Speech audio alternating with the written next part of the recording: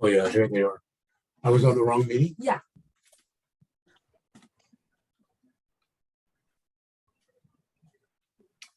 Good morning.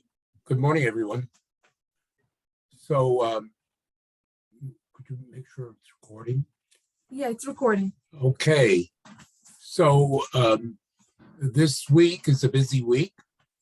The first Monday today and Wednesday, I'm going to continue to lecture, and then Friday and Monday, I'm going to do the remaining review questions. Are there any questions that you have about either stuff that we've covered or this what we're going to do toward the end? Okay, now the exam will be issued to you on the 27th as a take-home.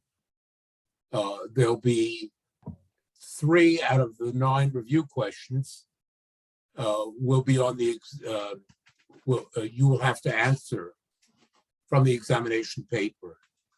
There'll be 1 paper from the sort of beginning part of the class, 1 essay from the middle, and 1 essay from the final part of the class. If you have any additional things that you want to know, just email me and I'll try to answer your questions. Okay, let's go. Today we're dealing with, in the first place, we're going to deal with Africa and slavery. I've already mentioned this topic, particularly in relationship to the Portuguese, as you remember, way back at the beginning of the class. And we saw that it was the Portuguese operating off the coast of West Africa who basically established the slave trade and the slave sugar plantations. And these ultimately spread to Brazil and eventually to the Caribbean. And the Portuguese started it, but then the Spaniards, the Dutch, the English, and the French followed in the wake of the Portuguese. And all told, I mentioned that something like 20 million slaves from Africa were brought to the New World to work on these plantations over the course of the period from 1500 to 1800. So to begin with, we asked the question, what role did slavery have on the development of European capitalism? Was there a relationship between the development and growing power of European capitalism and this system of slavery? And historians have investigated and continue to investigate this problem, and they conclude that the influence of slavery on the development of capitalism was very considerable. In the first place, the people who were involved in the slave trade and in these New World slave plantations, and this included merchants and bankers back in countries like Britain and Holland and France. These people made a lot of money. They made a lot of profit out of the slavery, and a good deal of the profit was eventually invested in capitalist enterprises, including eventually in the 18th century, the development of the factories in England and France. A lot of the money that came from the banks, its origin was in slavery. Secondly, the British and the French in particular made a lot of money by basically exporting manufactured goods to the slave plantations in Latin America and in the Caribbean. The slaves needed to be clothed, so they needed cotton and linen, They also needed tools and utensils like plows and hoes. And all of this stuff was basically manufactured in Europe and exported to the Americas. And again, a lot of money was made out of that. And then a third source of profit was the fact that a lot of the food, including things like obviously wheat and rice and fish and meat, a lot of this food was produced on the east coast of North America, in the maritime provinces of Canada, but also along the east coast of what later became the United States. And the farmers who produced these foods made money by exporting surpluses to the Caribbean, but also subsequently, with this money, they bought manufactured goods from Britain and France. So again, the Europeans, in addition to the Americans and the Canadians, made money out of the slave trade. So the combination of the direct profits from the slave plantations, the export of manufactured goods and food from Europe and from the so-called colonies in the New World, all of this produced a lot of profit for a nascent capitalism. Indeed, historians basically conclude that the plantation slavery was at the very heart of the commercial capitalism of the 17th and 18th centuries. And the products produced by the slaves, sugar, tobacco, rice, and cotton, were the absolute central commodities that were involved in this North Atlantic trade. Indeed, it's concluded by some economists that 75% of the products traded in the North Atlantic were produced by slave labor. So this gives you an idea of how important the link is between slavery and capitalism. Now, let's sort of shift gears and look. Yes. Professor, what is the timeline we're talking about? Like when you were mentioning that 75% of what was being produced was by slaves? 17th and 18th century. There are these economists, and economists love numbers, and there is sufficient documentation that you can actually quantify a lot of what I've been talking about, and economic historians have done this. And so they conclude that based on their study of the numbers, that 75% of the trade was basically in products produced by these slaves. And that was 17th and 18th century, you said, right? Yes, that's right. Okay, thanks. Okay. So now what I want to talk about is the slavery as an institution in Africa. Now, it was an institution that was of long standing. Slavery was for centuries, way back to the ancient world, to the time of the Greeks and Romans. We know that slavery existed in Africa, and a significant number of slaves were exported to the Greek and Roman world, and then to the Mediterranean, to the Arab countries, and to Catholic Europe during the Middle Ages. So slavery is a long-standing institution. But I also want to say that Africa also had civilizations. It's important to realize this at this sort of contrary to sort of common views, in Africa, during the Middle Ages and in the early modern period, there were a whole bevy of states. I'm trying to move this cursor upwards. Just a second.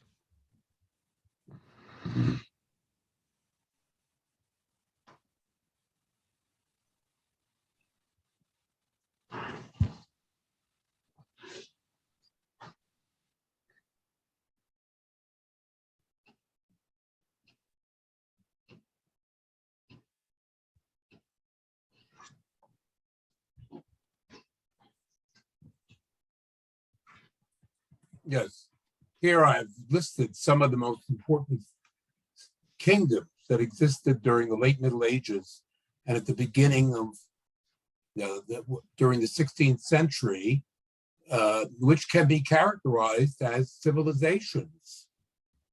Remember, at the beginning of the class, I made a big thing of what civilizations were.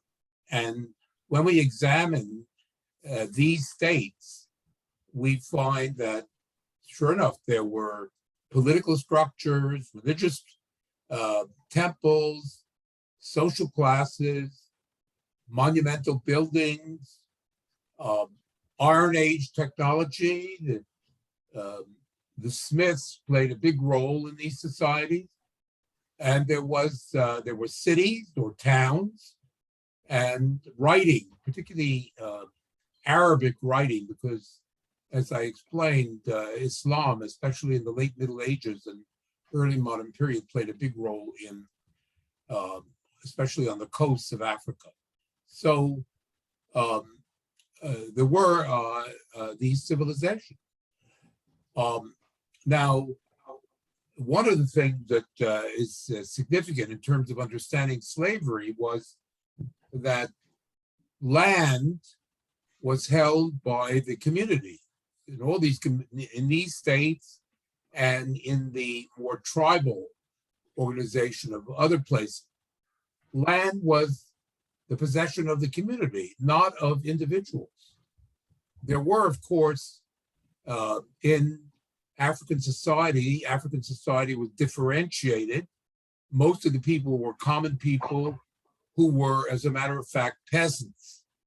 Hunting and gathering was peripheral. Most Africans were farmers. But on top of the farmers, there were the sort of nobles, the warriors. That was the basic structure of these communities. Now, as I said, land, rights to land were limited. These nobles couldn't own land. They could exploit land. People had the right to work land. Everybody had some land, nobles more than others, but you couldn't really outright own it. The land was owned by the community, and the tribal chiefs or the kings held ultimate authority over the land and redistributed it as needed to the community. In a certain way, the situation was similar, if not quite the same, as it was in India under the Mughals or the Ottoman Empire, as we've seen, or for that matter, the Aztec and Inca empires. There were no absolute property rights. And so wealth and status in African society was determined by how many people you had under your control. This included, I'm now talking about, of course, the nobles, the warrior class in particular. These people had tended to have large families. And why do they have large families? Because the practice of polygamy, which, by the way, was permitted by Islam, was widespread. The more powerful the status of a man was, the more wives that he controlled. And of course, the larger would be his family or families.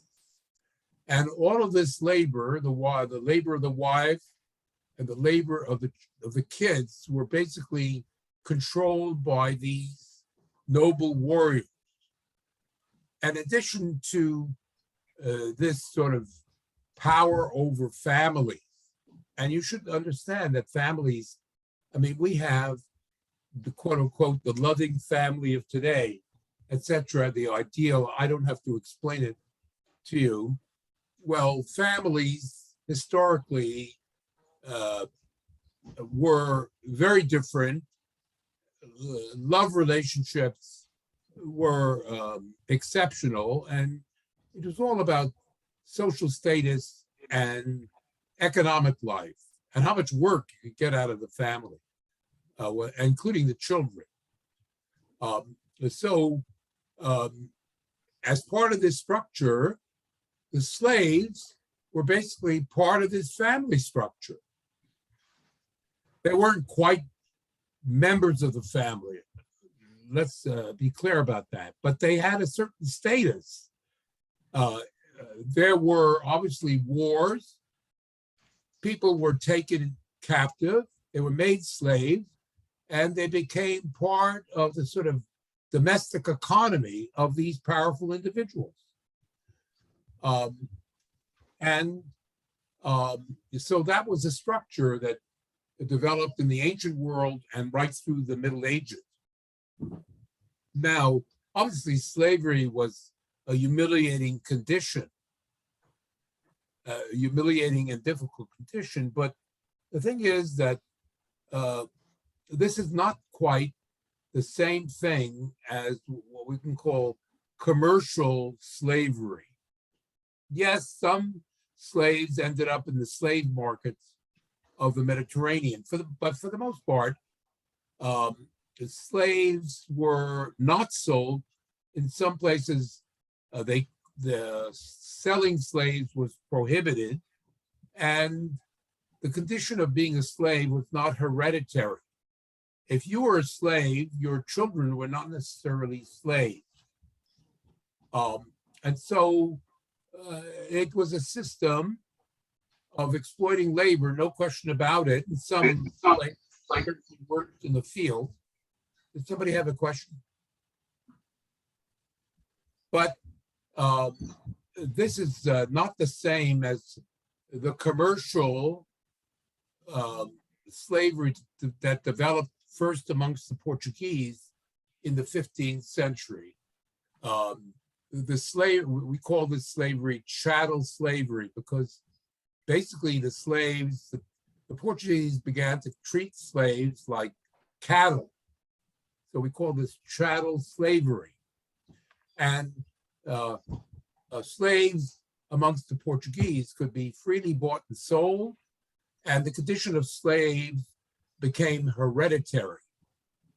With the development of the European slave trade, starting with the Portuguese, you have the development of this chattel slavery, which of course is a much more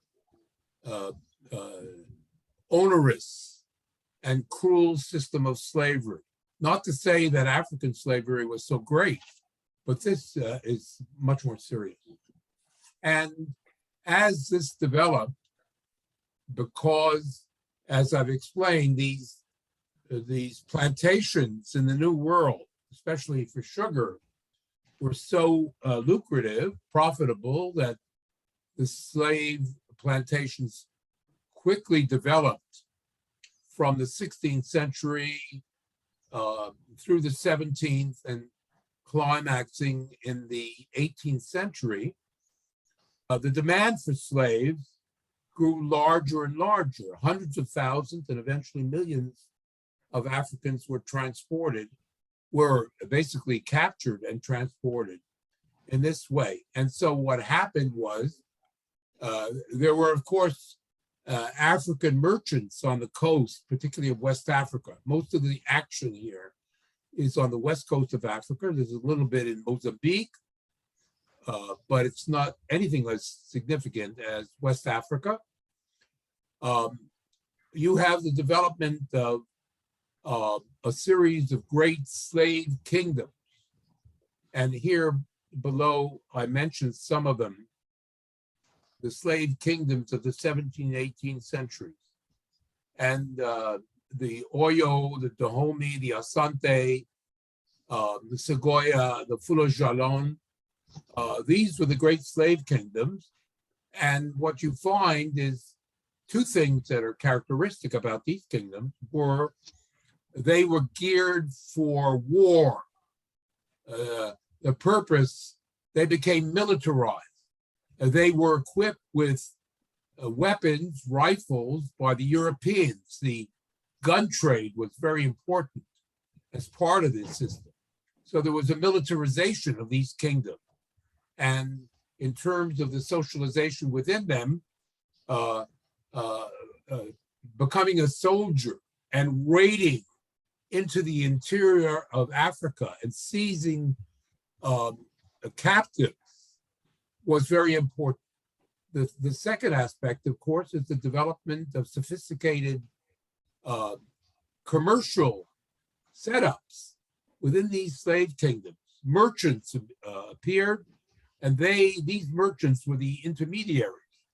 The soldiers captured the slaves, but it was the merchants who basically transported these thousands of slaves to the west coast of Africa, where they were bought by slave traders, European white slave traders, bought these captives.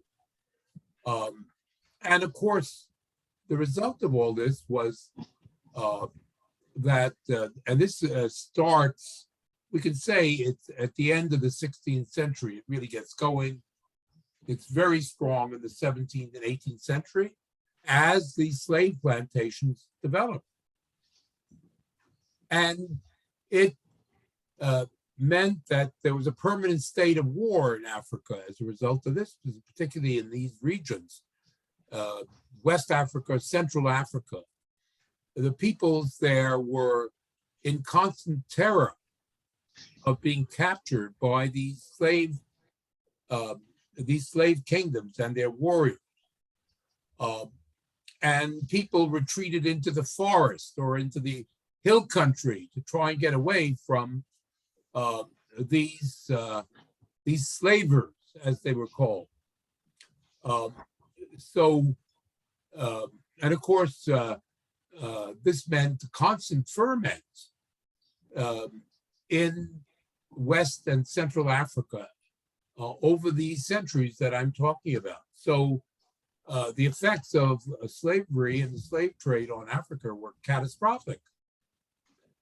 And as I've explained, some 20 million were taken, but realized that many died en route to the Americas. Who knows how many millions died in the course of being transported along these trade routes and then being shipped out in prison ships to the New World. The mistreatment was horrific. Plus, the wars killed off millions more, probably many millions more. Estimates as high as 80 million, even 100 million people dying as a result, either on board the ships or as a result of these slave wars. So what I would say is that this whole setup, while Europe prospered, Africa suffered as a result of this essentially slavery controlled by these Europeans.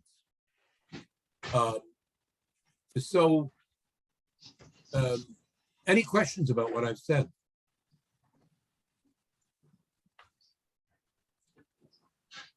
The question arises, why not use Aboriginal people instead of these slaves? Well, basically, there are two reasons. First of all, I explained that in the 16th and early 17th century, there was an enormous die-off of Aboriginal people. There's simply were not enough Aboriginal people available because so many of them died in the New World. Plus, the indigenous, in the face of attempts to enslave them, they fled into the interior. The indigenous people fled the white colonists to avoid enslavement. Furthermore, the Africans were immune to diseases like European influenza, and African people knew how to work in tropical conditions. So these were some of the reasons why Africans were favored as slaves. Any questions about what I've said? Now I want to talk about racism, which of course is a problem that we're still dealing with. Well, at the beginning, I'm talking about the 15th, 16th century. Of course, the question was, how do you justify enslaving people? That was the fundamental question. And believe me, the question was being asked in Europe. For example, there was a lot of resistance to feudalism in Europe, which is serfdom, which is not the same, but is similar to slavery. And when slaves were introduced into Europe, there was growing resistance to slave labor competing with wage labor. Wage labor was becoming the dominant form of exploitation. Well,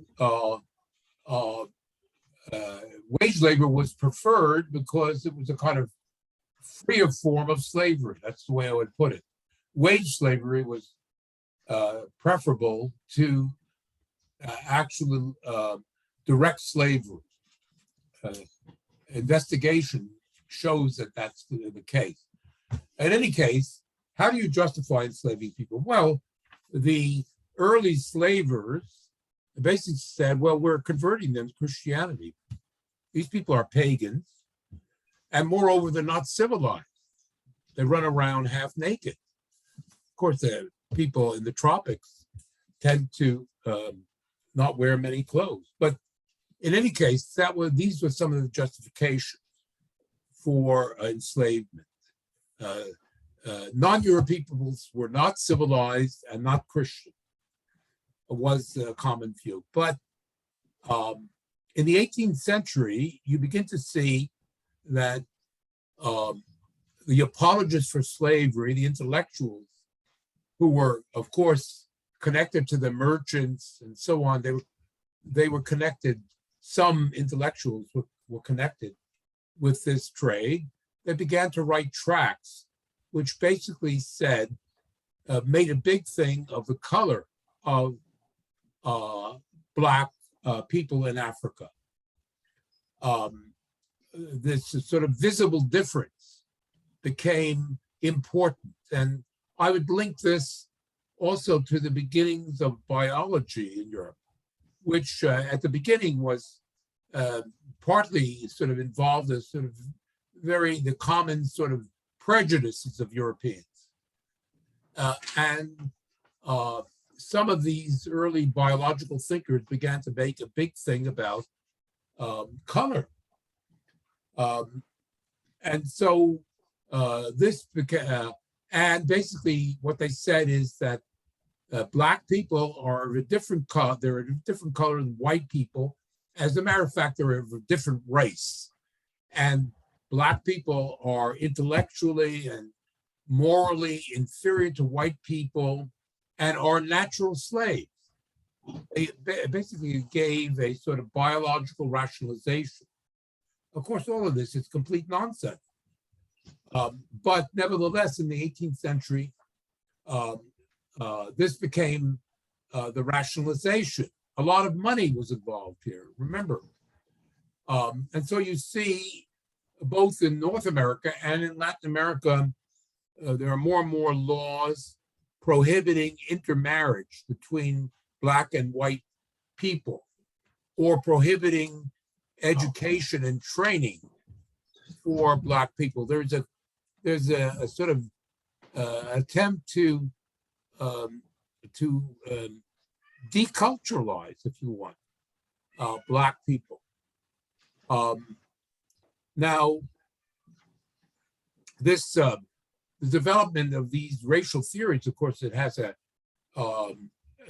it starts in the 18th century, and of course it continues and takes new forms in the 19th and 20th century. And of course we see it very much in evidence today.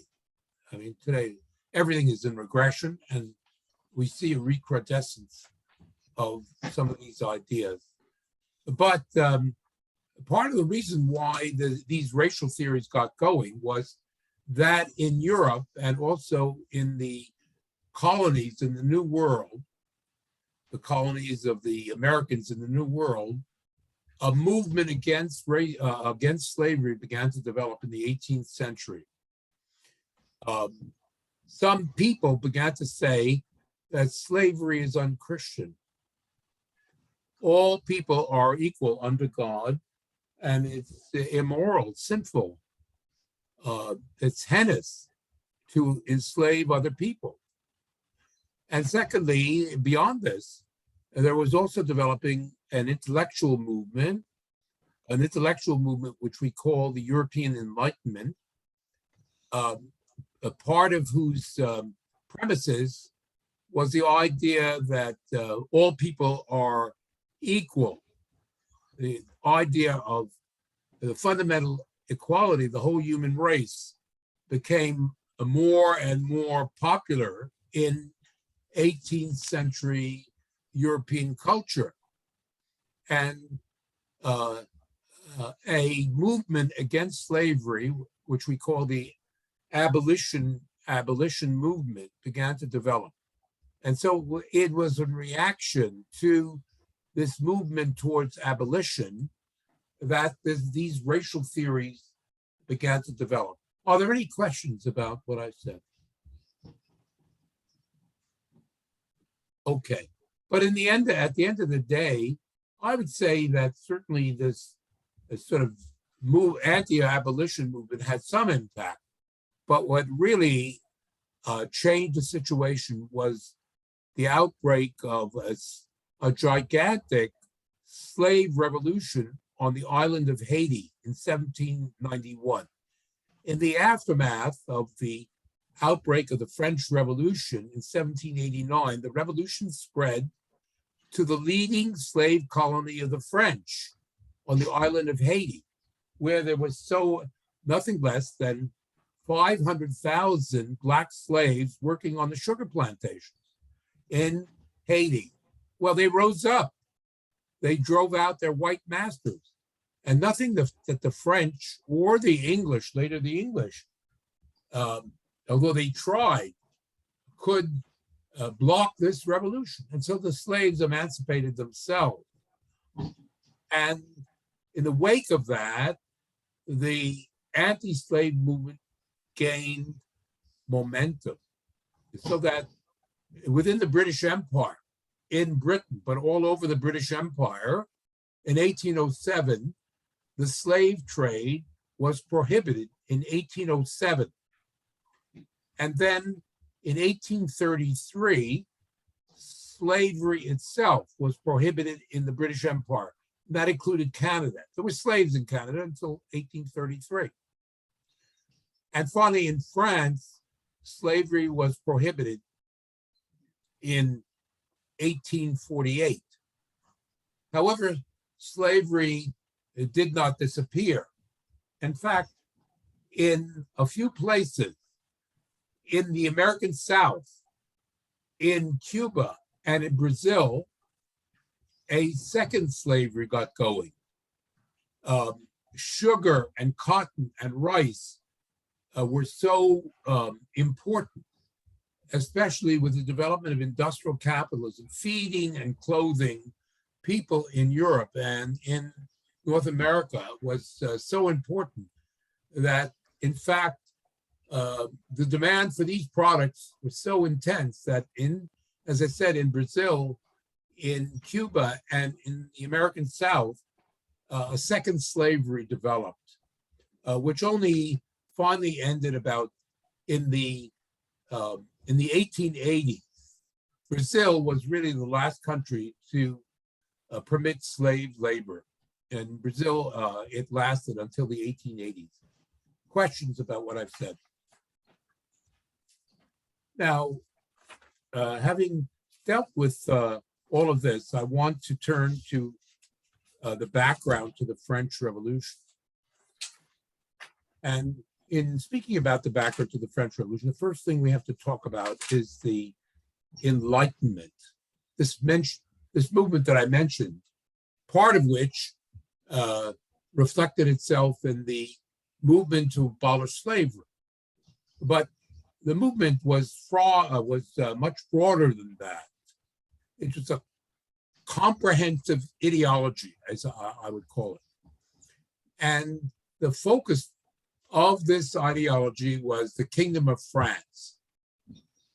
And so we have to understand, to begin talking about the Enlightenment, we have to talk about the fact that while England had become a constitutional monarchy as a result of the English revolutions of the 17th century, France remained an absolute monarchy, more or less the same as it was under Louis XIV. Remember, Louis XIV died in 1715.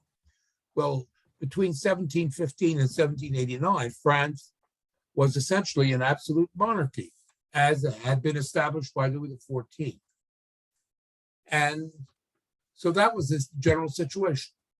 England had become a constitutional monarchy, and England was forging ahead in every way as a political and economic power, and France, under absolute monarchy, was lagging behind. And so, especially members of the middle class in France began to elaborate this new ideology, using especially the ideas of John Locke and Isaac Newton. They created a new ideological system, which is essentially critical of absolute monarchy and feudalism. This is what the Enlightenment is basically all about. Now, of course, the problem from the point of view of these thinkers was the absolute monarchy. That was the linchpin of the whole setup in France that had, from their point of view, had to be changed. But of course, within that, the nobility and the clergy, these were the landed upper class. The church had enormous possessions, enormous real estate. And of course, the nobility, they were the landed class. And in addition to the land that they controlled and the peasants that they controlled, they had a privileged judicial and financial status. They could not be tried under the common law, under common courts. And they also enjoyed exemption from taxation.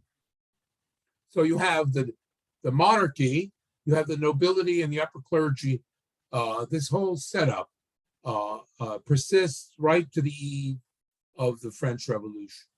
Now, in this setup, what you do find in the 18th century is that France made considerable economic progress.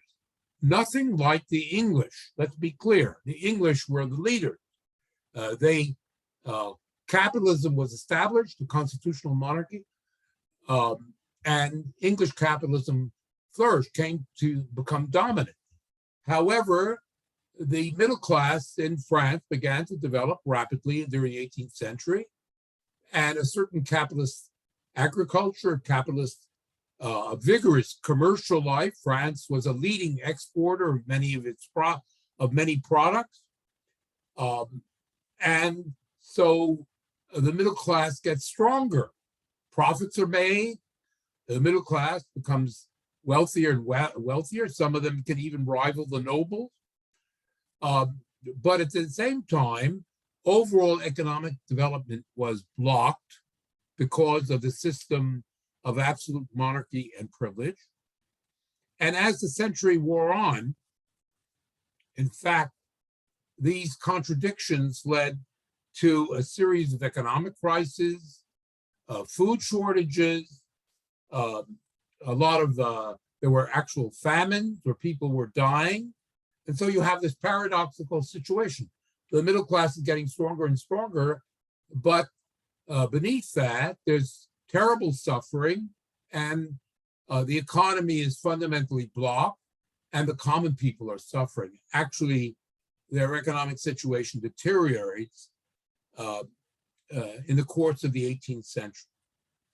And so it was the ideas of Newton and Locke which were developed by these critics, virtually all of whom came from the middle class, not all, but virtually all of them, who took the ideas of Newton and Locke and developed them into a comprehensive philosophy. I've given you some of the leading names. You see Voltaire, Montesquieu, Diderot, Condorcet, Rousseau. These are the leading figures of the French Enlightenment. So, and I'm simplifying. You have to understand it's necessary to do that. Well, what they said, and they said, drawing on the conclusions of Locke and Newton himself influenced Locke, basically, it's been found that nature operates according to rational principles, discoverable rational principles.